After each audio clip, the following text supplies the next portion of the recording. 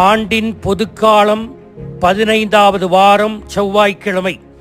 புனித பொனவென்தூர் நினைவு. இத்தாலி தேசத்தில் பொனவென்தூர் பிறந்தார். அசிசி நகர் புனித பிரான்சிஸின் இறை வேண்டலால் சிறிய வயதில் அவருக்கு ஏற்பட்ட ஆபத்தான நோயிலிருந்து விடுதலை ஆனார். அசிசி நகர் புனித பிரான்சிஸின் வாழ்வு இவரை தொட்டது. தனது 22வது வயதில் புனித பிரான்சிஸ் அசிசி ஏற்படுத்திய சபையில் சேர்ந்து பொனவென்தூர் என்ற பெயரை பெற்றுக்கொண்டார். போனா வென்தூரா, குட் ஃபார்ச்சூன், நல்ல அதிர்ஷ்டம். இவர் பெற்றோர் இவருக்கு வைத்த பெயர் கியோவானி. அக்வைனாசும் பொனவென்தரும் சமகாலத்து மாணவர்கள், நெருங்கிய நண்பர்கள். இருவரும் ஒரே நாளில் அருள் முனைவர் பட்டம் பெற்றவர்கள். அன்றைய காலகட்டத்தில் பரதேசி துறவு முறை பிரபல்யமான துறவு முறையாக இருந்தது. இருவரும் பரதேசி துறவு முறையால் ஈர்க்கப்பட்டு ஒருவர் டொமினிக்கன் ஃப்ரையர் ஆனார், இன்னொருவர் புனித பிரான்சிஸ் அவர்கள் ஏற்படுத்திய ஃப்ரையர் மைனரில் உறுப்பினரானார்.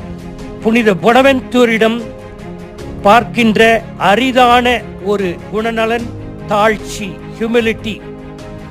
தாழ்ச்சி நிறைந்த ஒரு புனிதர். இவருடைய வாழ்விலிருந்து ஒரு குறிப்பு இருக்கிறது. 1264ஆம் ஆண்டு திருத்தந்தை 4ஆம் உர்பன் கார்புஸ் கிறிஸ்தி கிறிஸ்துவின் திருவுடல் விழாவை ஏற்படுத்தி அதற்கு தனி சிறப்பு திருப்பலியும் கட்டளை இறைவேண்டலையும் இயற்ற அன்றைக்கு இருந்த மிக புகழ்பெற்ற 2 இறையாளர்களுக்கு அழைப்பு விடுத்தார். ஒருவர் புனித பொனவென்தூர், இன்னொருவர் புனித தாமஸ் அக்வைனாஸ். இந்த இருவருக்கு திருத்தந்தை இந்த வாய்ப்பை வழங்கி, நீங்கள் 2 பேரில் எழுதியதில் எதை தேர்ந்தெடுப்பது என்ற உரிமை எனக்கே உரியது என்று சொல்லி எழுதச் சொன்னார். தாங்கள் எழுதியதை சமர்ப்பிக்க வேண்டிய நாள் வந்தபோது இருவரும் தாங்கள் எழுதியதை கொண்டு வந்தனர். முதலில் தான் எழுதியதை படிக்க அக்வைனாஸுக்கு அழைப்பு விடுக்கப்பட்டது.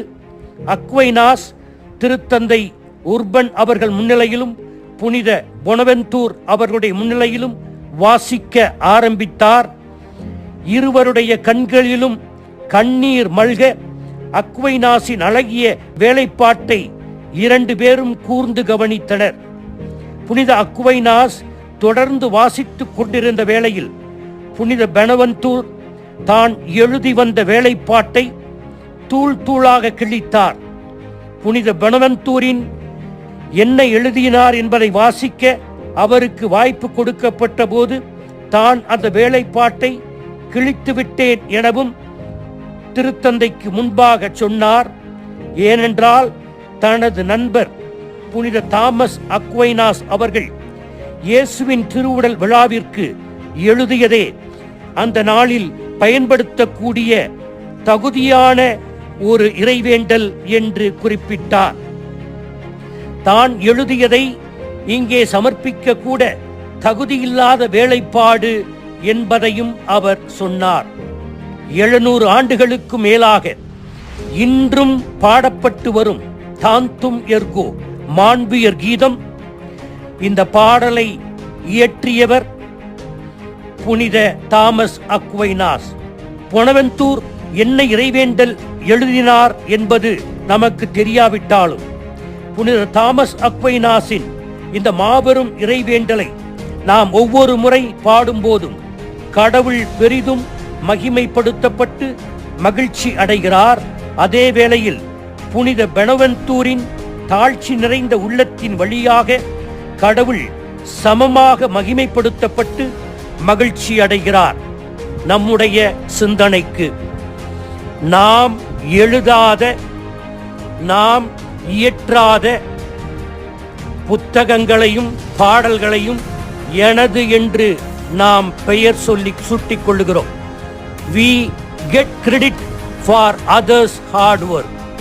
இப்படிப்பட்ட சூழ்நிலை இருந்து கொண்டிருக்கிறது. புத்தகத்தையே எழுதாதவர் புத்தகத்தை தான் எழுதியதாகவும், பாடல்களையே எழுதாதவர் தான் அந்த பாட்டை இயற்றியதாகவும் இப்படி இருக்கின்ற சூழ்நிலையில் பொனவென்தூர் நமக்கெல்லாம் ஒரு எடுத்துக்காட்டு. We need to have intellectual honesty. எனவே நாம் அறிவு திருட்டை கூட செய்யக்கூடாது என்று இன்றைய புனிதர் பொனவென்தூர் கூறுகிறார். நாமும் அப்படி வாழ முயற்சிப்போம். ஆமேன்.